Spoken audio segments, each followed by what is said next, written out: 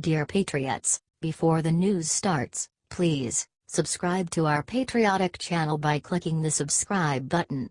Give us a thumbs up to this video. Don't forget to leave your opinion below in the comments section. Share the news on Facebook and Twitter so you friends see it. Thank you. Doug Collins makes play for judiciary chairmanship. Representative Doug Collins is quietly laying the groundwork to run for House Judiciary Chairman next year, buttonholing colleagues who choose panel chairs and showcasing his legislative acumen. The conservative Georgia Republican is the first to officially jump in for the powerful post, which will be open with the retirement of Chairman Bob Goodlatte, Republican Virginia, at the end of the year. Collins has notified leadership of his intention to run, and he's going public with his sales pitch. While Collins is not next in line in seniority on the panel, the significant number of departures on the committee and his close ties to GOP leaders give Collins a strong shot at the job, according to senior Republican sources. "The best thing I can offer is my work ethic and to make sure that we're legislative while we're here," Collins said in a recent interview. "I think the issue we've got to deal with is, how do we get to the art of finding legislation that helps people and moving it forward? Instead of focusing on what we can't do, we should focus on what we can." Collins is already trying to demonstrate his lawmaking chops on two major bills that could see floor action this year. The 51-year-old former lawyer has been working with President Donald Trump's son-in-law, Jared Kushner, on a criminal justice reform bill that Trump supports. And as vice chairman of the panel's Intellectual Property Subcommittee, he's spent the past 18 months meeting with music industry executives and songwriters and has drafted a complete overhaul of music industry copyright laws. Perhaps most importantly, as vice chairman of the House Republican Conference, he's already part of leadership and enjoys a close relationship with many of the senior lawmakers on the Republican Steering Committee, which selects committee chairs. Collins hails from a deep red district but has made allies across the conference by campaigning for more vulnerable moderate Republicans, including Brian Most of Florida and Don Bacon of Nebraska. He's also sought to boost the GOP in special elections this Congress, making trips to Pennsylvania to help struggling candidate Rick Saccone and Georgia to support now Representative Karen Handel. Collins' early move to climb the ladder comes as a series of top judiciary Republicans have announced their retirements, including Goodlatte, Trey Gowdy of South Carolina, Darrell Issa of California, and Lamar Smith and Ted Poe, both of Texas. Representative Raul Labrador, a former immigration lawyer who sits on the committee, is leaving Congress to run for Idaho governor. Representative Jim Sensenbrenner of Wisconsin, the most senior lawmaker after Goodlatte, has already held the gavel. Collins could face some competition from Ohio Representative Steve Chabot, who is far more senior than Collins. Chabot expressed interest in the job in a statement for this story. "I have had productive conversations with members who have encouraged me to pursue the chairmanship and I am exploring the possibility," he said. Seniority, however, is not the only factor in picking chairman in the House GOP conference. The steering committee also chooses based on relationships with leadership, ability to fundraise and a member's generosity with the National Republican Congressional Committee. That's largely why Reps. Jim Jordan of Ohio, Steve King of Iowa and Louis Gohmert of Texas, more senior than Collins but frequent political bomb throwers, are unlikely to win support with the border conference under the current steering process. Before Collins was elected to Congress in 2012, the Gainesville, Georgia, native owned a scrapbooking company and ran his own law firm.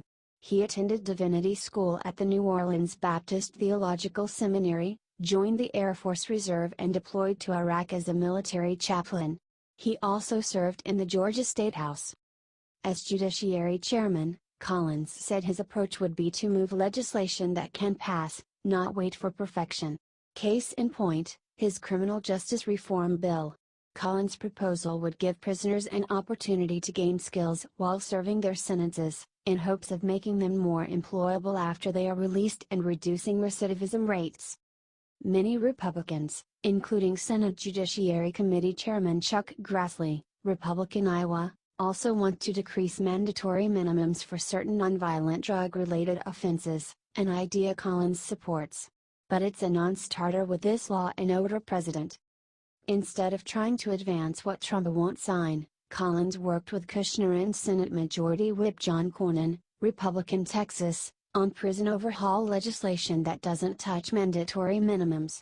The bill has the backing of the White House, which has asked Goodlatte to take up the legislation, and Trump gave the idea a shout-out during his State of the Union address in January. "For me, this is simply a money and morals issue. We're spending a lot of money incarcerating these people, but they also need a second chance from whatever background or mistake that they got themselves into," Collins said.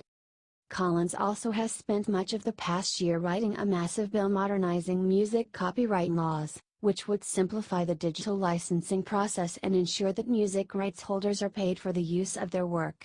Goodlatte is expected to package the bill with several others and pass it out of his committee in the coming weeks. If Republicans end up losing the House this fall, Collins' job would look very different, of course. In that case, the next top Judiciary Republican could become Trump's #1 defender in potential impeachment proceedings. Asked about that possibility, Collins demurred. "At this point, I'm one of those who thinks we won't lose the House," Collins said. "So I'll cross that bridge when we get there."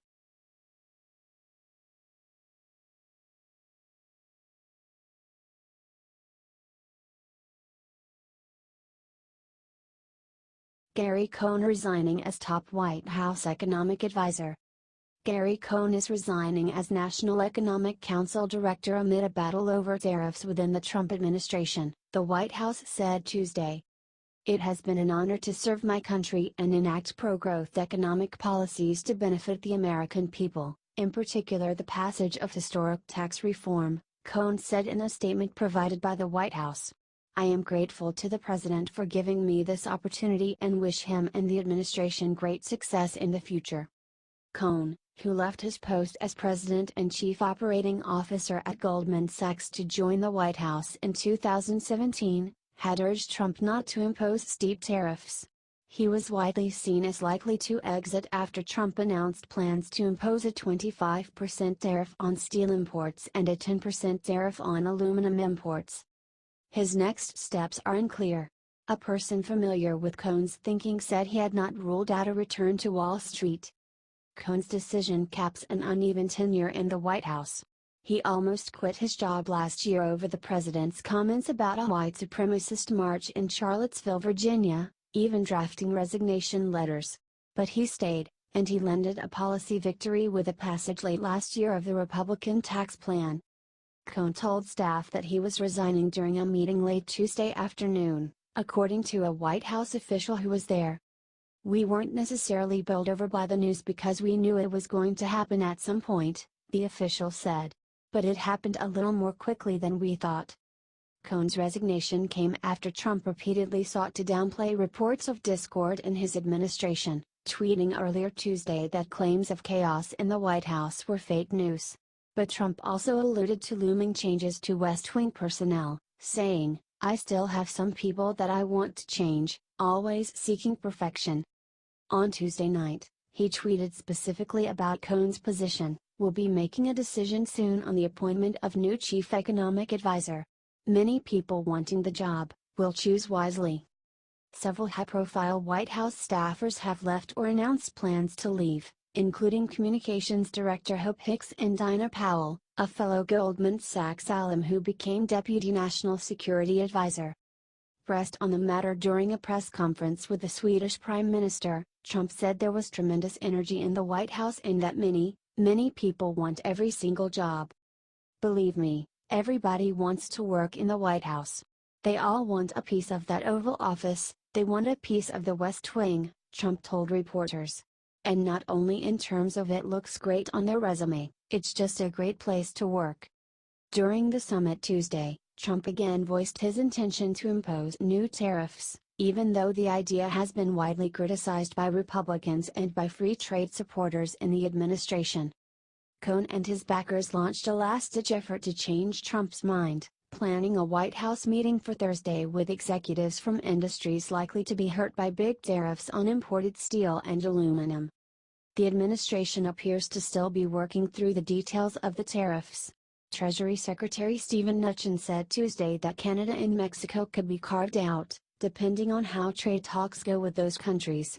One White House official said Cohn's exit did not mean the details of tariff proposal were set in stone. Trump told reporters Tuesday that the administration had no choice but to move forward, even after European leaders vowed to respond with their own punitive economic measures against the U.S. "I am convinced that increased tariffs will hurt us all in the long run," Swedish Prime Minister Stefan Löfven said at the press conference. Cohn had been discussing leaving for several weeks, the White House said, adding that he would leave in the next few weeks. The person familiar with Cohn's thinking said he will remain in the administration for at least another week to continue to work on Trump's tariffs proposal. Though Cohn has not yet determined what his next steps will be, the person said, several Fortune 500 companies have reached out to him. Goldman Sachs CEO Lloyd Blankfein, who Cohn worked under during his time at the company, reacted to news of the resignation by praising his work in the administration. "Gary Cohn deserves credit for serving his country in a first-class way," Blankfein tweeted. "I'm sure I join many others who are disappointed to see him leave." Matthew Nussbaum and Andrew Ristusa contributed to this report.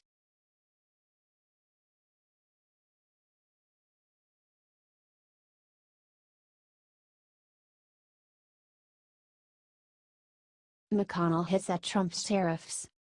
Senate Majority Leader Mitch McConnell on Tuesday took aim at President Donald Trump's steel and aluminum tariffs, marking his first public comments on Trump's polarizing proposal. There is a lot of concern among Republican senators that this could sort of metastasize into a larger trade war, and many of our members are discussing with the administration just how broad, how sweeping this might be, the Kentucky Republican told reporters. And there's a high level of concern about interfering with what appears to be an economy that's taking off in every respect. The president shocked Republicans on the Hill last week when he announced that he would impose tariffs on steel and aluminum. Other nations have threatened to retaliate, and congressional Republicans have warned the president against taking such action. Speaker Paul Ryan had previously expressed concern with new tariffs. Despite pressure from inside Congress as well as within the White House, the president has insisted that he won't back down. He has signaled some willingness to exempt Canada and Mexico from tariffs if the trio of nations can successfully renegotiate the North American Free Trade Agreement, though that will be difficult. From a Kentucky point of view, NAFTA's been a big winner, McConnell said. We've benefited from it in every way. And so I think the best way to characterize where most Republican senators are right now, including myself, is genuine concern that this not escalate into something much broader. Asked if the president's controversial decision to slap tariffs of 25% on steel and 10% on aluminum imports could muddle Republicans' midterm campaign message as they continued to sell their tax cuts bill, McConnell urged patience. "I think we need to wait and see what the White House finally decides to do on this," he said.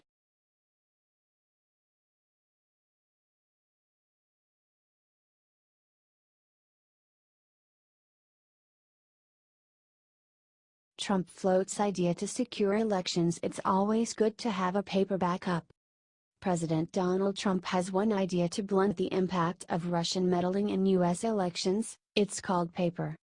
"One of the things we're learning is, it's always good, it's old-fashioned, but it's always good to have a paper backup system of voting," the president said Tuesday during a joint press conference with Swedish Prime Minister Stefan Löfven. "It's called paper. Not highly complex computers, paper. A lot of states are doing that. They're going to a paper backup. And I think that's a great idea. We're studying it closely. Various agencies, including Homeland Security, are studying it very carefully." Trump, who has acknowledged Russia meddled in the 2016 election but has said his team was not involved in the effort, has been adamant that Russia had no impact on votes. He told reporters Tuesday that other countries probably were involved in presidential election meddling as well. "The Russians had no impact on our votes whatsoever. But certainly there was meddling, and probably there was meddling from other countries, maybe other individuals," he said. "We won't allow that to happen. We're doing a very, very deep study and coming out with very strong suggestions on the 2018 election. I think we will do very well in the 2018 election. The president has blamed numerous parties for the Russian influence on U.S. campaigns, especially his predecessor, Barack Obama. Director of National Intelligence Dan Coates said the U.S. would announce new Russia sanctions soon, saying the chances of meddling in the 2018 midterm elections were highly likely. We have not seen evidence of a robust effort yet on the part of Russia, but we know their malign activities continue to exist, Coates said during a Senate hearing. It's highly likely that they will be doing something. We just don't know how much and when and where. Trump said, however, the U.S. will counteract it. We'll counteract it very strongly, and we are having strong backup systems, he said. We have been working, we haven't been given credit for this, but we've been working very hard on the 2018 election. And the 2020 election coming up,